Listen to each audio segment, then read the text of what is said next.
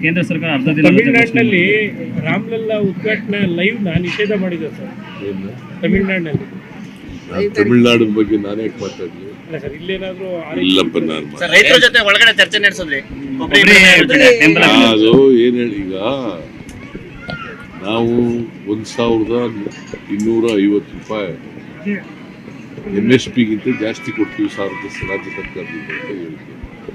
ಆಮೇಲೆ ನಮ್ಮ ರಾಜಣ್ಣ ಅವರು ಮತ್ತೆ ಪರಮೇಶ್ವರ ಅವರು ಇವರೆಲ್ಲ ಕೂಡ ಇನ್ನೂ ಸ್ವಲ್ಪ ಜಾಸ್ತಿ ಕೊಡಬೇಕು ಅಂತ ಹೇಳಿದ್ರು.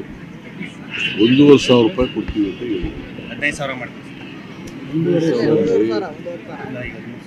12 ಪ್ಲಸ್ 1,500 ನಮ್ಮ ಸರ್ಕಾರದಿಂದ 1,500 ರೂಪಾಯಿ ಒಂದು ಕ್ವಿಂಟಾಲ್ಗೆ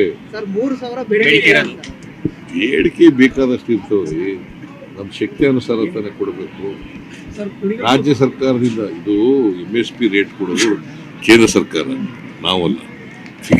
ರೇಟ್ ಫಿಕ್ಸ್ ಮಾಡೋರು ಅವ್ರು ಫಿಕ್ಸ್ ಮಾಡಿರೋದಕ್ಕಿಂತ ರಾಜ್ಯ ಸರ್ಕಾರದ ವತಿಯಿಂದ ನಮ್ಮ ಕರ್ನಾಟಕ ರಾಜ್ಯದ ಕೊಬ್ಬರಿ ಬೆಳೆಗಾರರಿಗೆ, ತೆಂಗು ಬೆಳೆಗಾರರಿಗೆ 1,500 ರೂಪಾಯಿ ಹೆಚ್ಚಾಗಿ ಕೊಡ್ತಾ ಇದೆ. ಕೇಂದ್ರ ಸರ್ಕಾರ ಅರ್ಧ ದಿನ ತಮಿಳುನಾಡಿನಲ್ಲಿ ರಾಮಲಲ್ಲಾ ಉದ್ಘಾಟನಾ ಲೈವ್ ನಿಷೇಧ ಮಾಡಿದೆ ಸರ್. ತಮಿಳುನಾಡಿನಲ್ಲಿ ತಮಿಳುನಾಡು ಬಗ್ಗೆ ನಾನೇ ಮಾತಾಡಲಿ. ಅಲ್ಲ ಸರ್, ಇಲ್ಲೇನಾದ್ರೂ ಇಲ್ಲಪ್ಪ, ನಾನು ರೈತರ ಜೊತೆ ಒಳಗಡೆ ಚರ್ಚೆ ನಡೆಸಿದ್ರಿ.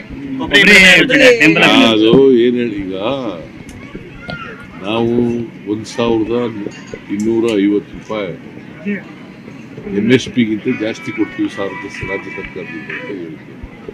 ಆಮೇಲೆ ನಮ್ಮ ರಾಜಣ್ಣ ಅವರು ಮತ್ತೆ ಪರಮೇಶ್ವರ ಅವರು ಇವರೆಲ್ಲ ಕೂಡ ಇನ್ನೂ ಸ್ವಲ್ಪ ಜಾಸ್ತಿ ಕೊಡಬೇಕು ಅಂತ ಹೇಳಿದ್ರು.